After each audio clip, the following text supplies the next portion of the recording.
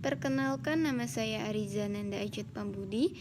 Saya dari kelompok 6. Di sini saya akan menjelaskan tentang kegiatan belajar 2, pembelajaran yang efektif. A. Hakikat pembelajaran efektif. Efektivitas pembelajaran dipengaruhi oleh beberapa segi, yang dimulai dari perencanaan guru. Perencanaan pembelajaran berkenaan dengan keputusan yang diambil guru dalam mengorganisasikan, mengimplementasikan, dan mengevaluasi hasil pembelajaran. Perencanaan merupakan tugas yang sangat penting dilakukan oleh guru. Ketika guru membuat keputusan tentang perencanaan, perlu mempertimbangkan seseorang melakukan apa dan urutan-urutan peristiwa belajar apa yang akan terjadi, di mana peristiwa belajar itu berlangsung, jumlah waktu yang digunakan, dan sumber-sumber serta bahan-bahan yang dimanfaatkan. Tujuan perencanaan adalah memberi jaminan pembelajar akan belajar dengan baik. Oleh karena itu, perencanaan membantu menciptakan, mengelola, dan mengorganisasi peristiwa-peristiwa pembelajaran yang memungkinkan kegiatan belajar terjadi. B. Faktor-faktor yang berkaitan dengan kegiatan pembelajaran. Yang pertama, isi atau konten pelajaran. Isi pelajaran berkaitan dengan pengetahuan, keterampilan, aturan, dan konsep atau proses kreatif yang akan dipelajari pembelajar. Yang kedua, bahan. Bahan pelajaran berwujud tulisan, bentuk fisik atau stimuli visual yang digunakan dalam pembelajaran. Buku teks, film strip, komputer transparan, video tape merupakan beberapa bahan yang digunakan guru tentang media pembelajaran. Yang ketiga, strategi pembelajaran. Pemilihan strategi pembelajaran yang digunakan untuk mengajarkan isi pembelajaran merupakan perencanaan sentral guru. Yang keempat, perilaku guru. Guru melakukan sejumlah kegiatan selama proses pembelajaran berlangsung dan membantu pembelajar dalam kegiatan-kegiatan belajar, seperti membimbing kelompok, menyajikan pelajaran secara jelas, membuka pelajaran, dan membuat kesimpulan. Yang kelima, menstrukturkan pelajaran. Menyusun pelajaran berkaitan dengan kegiatan yang terjadi pada suatu saat tertentu. Selama penyajian pelajaran dan guru perlu merencanakan struktur pelajaran.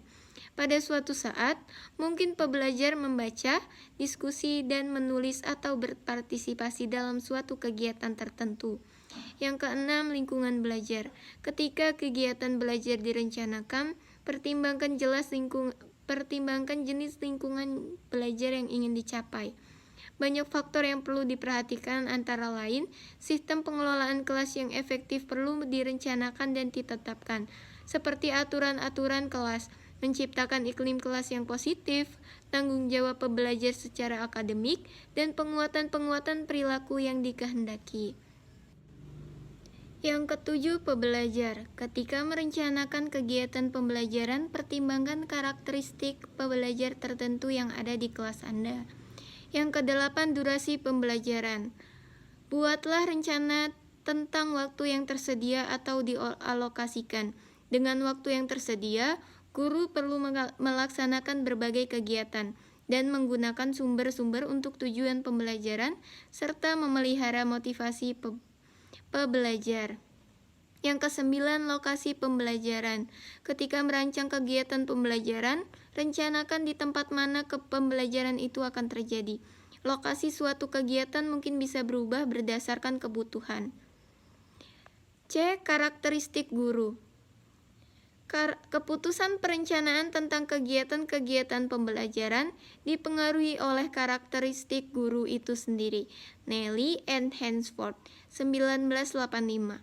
Pertama, banyaknya pengalaman mengajar guru akan mempengaruhi keputusan perencanaan. Kedua, filosofi belajar mengajar akan mempengaruhi keputusan tentang perencanaan guru. Ketiga, pengetahuan guru tentang isi pelajaran juga mempengaruhi keputusan tentang perencanaan. Keempat, gaya guru dalam mengorganisasikan pembelajaran akan mempengaruhi keputusan perencanaan. Kelima, harapan-harapan menata kelas baik untuk belajar maupun pelaksanaan pembelajaran oleh guru itu sendiri. D. Guru yang efektif. Rosenstein 1989 mengidentifikasi 6 hal tentang guru yang efektif sebagai berikut. Yang pertama, melakukan review harian. Yang kedua, menyiapkan materi baru. Yang ketiga, melakukan praktik terbimbing. Yang keempat, menyediakan balikan dan koreksi. Yang kelima, melaksanakan praktik mandiri. Dan yang keenam, review mingguan dan bulanan. E. Pendekatan pembelajaran yang efektif. Pendekatan pembelajaran yang efektif adalah pendekatan pembelajaran yang berpusat pada pembelajar. Pada saat ini telah ada perubahan paradigma dalam pembelajaran, yaitu pembelajaran tidak lagi berpusat pada guru, melainkan berpusat pada pembelajar. Dalam hal ini, banyak pendekatan yang dapat dipelajari. Namun, akan diuraikan 3 jenis pendekatan yang saat ini banyak diterapkan, yaitu yang pertama, belajar mandiri atau independent learning.